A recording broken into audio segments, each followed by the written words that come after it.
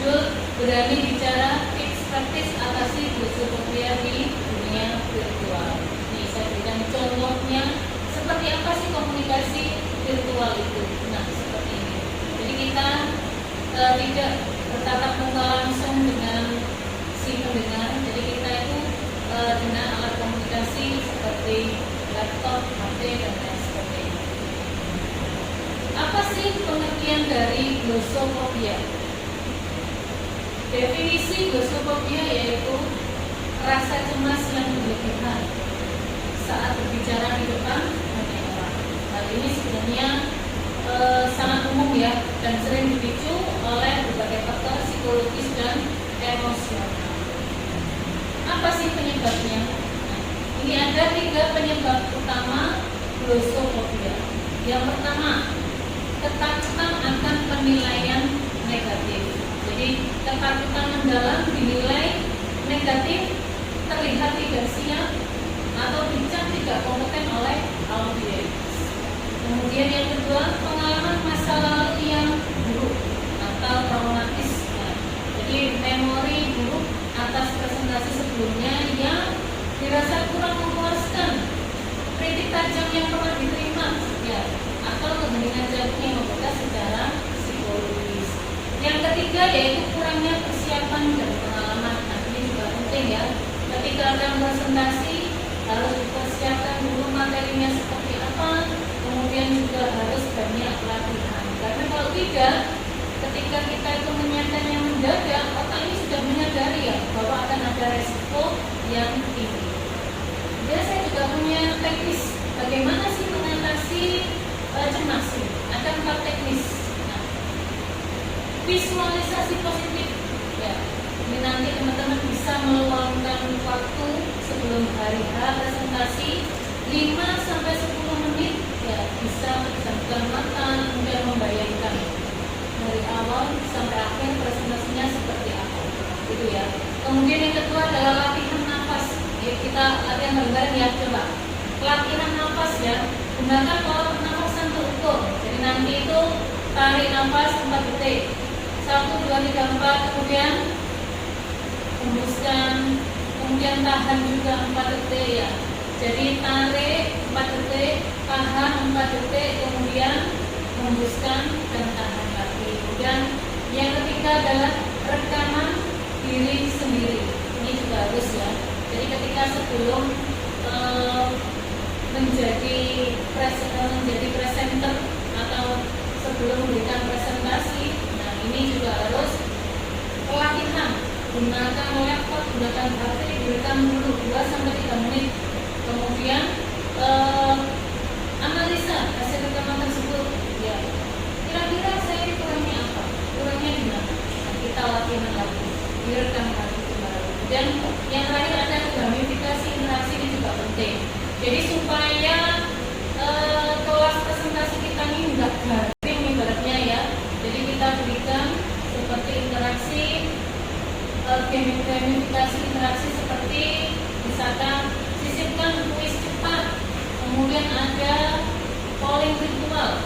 Nah, jadi biar mereka itu enggak fokus ke kita 100% ya, itu ya. Kemudian, nah ini coba bawa HP semua ya. Oke, kalau sudah bawa HP, coba HP-nya dinyalakan, kameranya dinyalakan. Nanti hitungan ketiga ya, nanti saya hitung 1, 2, 3, semuanya lihat ke arah kamera, senyum, berikan senyum yang terbaik ya. 1, 2, 3, 1, 2, 3, 1, 2, 3.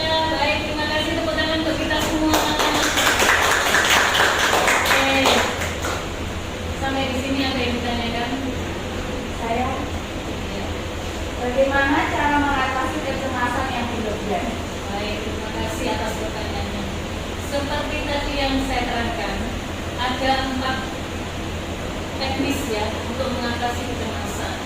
Jadi ada visualisasi positif, kemudian ada latihan nafas, kemudian rekaman diri sendiri, dan ada gamifikasi interaksi. Kalau 4 hal ini sudah dilakukan semua, kok ternyata saya masih cemas ya Bu, saya masih fobia Bu, Ini berarti teman-teman ini harus mengunjungi dokter, ya, mengunjungi terapis, harus melakukan konsultasi dan lain sebagainya. Kemudian nanti mungkin selanjutnya juga harus banyak latihan, banyak menumbuhkan rasa percaya diri. Nah, kemudian berada di circle yang benar-benar mendukung, ya, memberikan ruang untuk tampil, memberikan percaya diri kepada teman-teman semua. Cukup ya. Terima kasih atas pertanyaannya ya. Kemudian ada lagi yang nanya? Tidak ada? Tidak ada. Baik. Hari ini tadi kita sudah belajar apa saja teman-teman? Jadi tadi sudah ada, pertama kita mengerti definisi glosopobia, pengertian glosopobia. Kemudian ada 3 penyebab utama glosopobia. Kemudian ada 4 teknis atau 4 cara untuk mengatasi glosopobia. Itu ya. Jadi mengatasi glosopobia tidak bukan mengenyahkan rasa gugup, ya, tetapi mengarahkan energi gugup tersebut menjadi energi presentasi yang antusias. Jadi menambahkan semangat kita untuk menjadikan presentasi ini lebih baik. Kemudian ada harapannya, ya, harapan dari pembelajaran hari ini yaitu, ya, untuk ketika teman-teman berhadapan dengan kamera laptop, ya, jangan merasa laptop ini sebagai monster, ya. Jadi melainkan portal koneksi yang luar biasa berharga untuk menjangkau ide dan hati audiens di luar sana, ya. Kemudian setiap kali Anda menekan tombol kamera, ingatlah bahwa pesan Anda jauh lebih penting daripada takut saat Anda. Mulailah berbicara hari ini. Tepuk tangan untuk kita semua. Ini saya juga ada data pendukung presentasi saya hari ini. Ada 3. Ada sumber dari National Institute of Mental Health mengenai 75% mahasiswa mengalami glosopobia dengan 40% menghindari kelas presentasi. Kemudian ada statistik glosopobia Indonesia.